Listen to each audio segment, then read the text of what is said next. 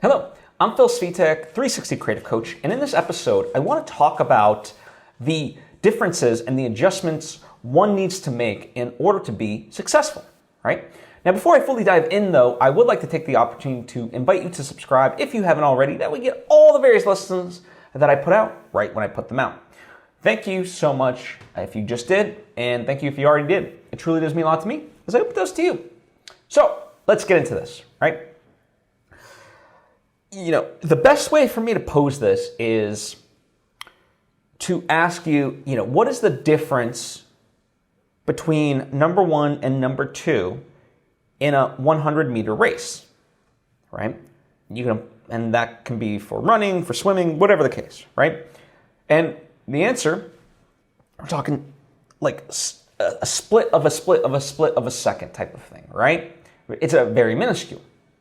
So that is the difference between number one and number two, right? Now, the reason I open it like that is because many times people, when whatever they define success as, they look to make wholesale huge changes. And that can be very daunting. And in many ways unnecessary. Not all the time, but a lot of the time. Because it's actually just tinkering with a few things here and there that can actually be the make or break difference of that, right? I mean, quite literally, the sprinters in a 100-meter dash, all they're focusing on is just like getting just a split second better. And how do they do that, right? And, this is applicable in terms of any other sports metaphor, right? That true difference of, the greats is just so small, right? And so that's what you're really tinkering with when you're trying to go after success. It's almost a way of saying the devil is in the detail, right? Really studying, okay, how do we finesse this? How do we adjust for that tiny, tiny, tiny fraction, right?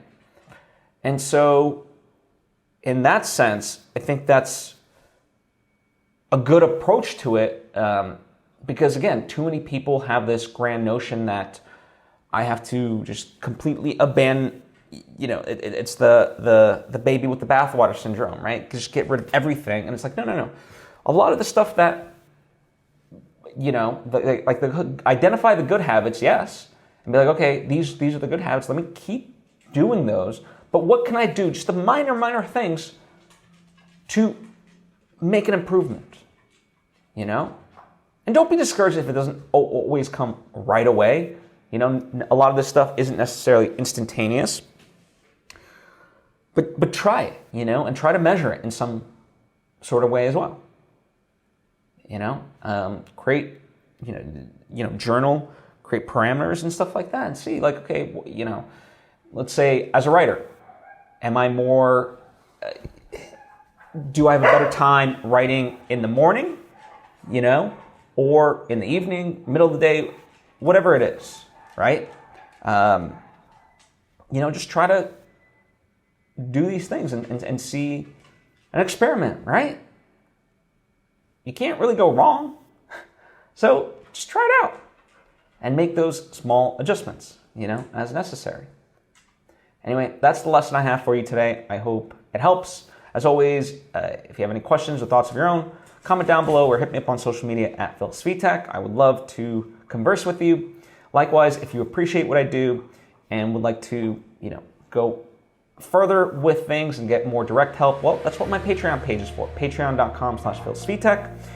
And last but not least, I have my artistic endeavors out there, right? Whether it's books, movies, and so forth.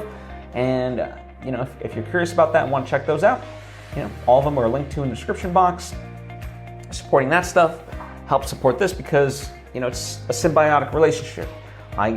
The more I get to work on that stuff, the more I learn and can share those lessons and help you out here, right? So thank you so much. I appreciate you and hope to see you next time.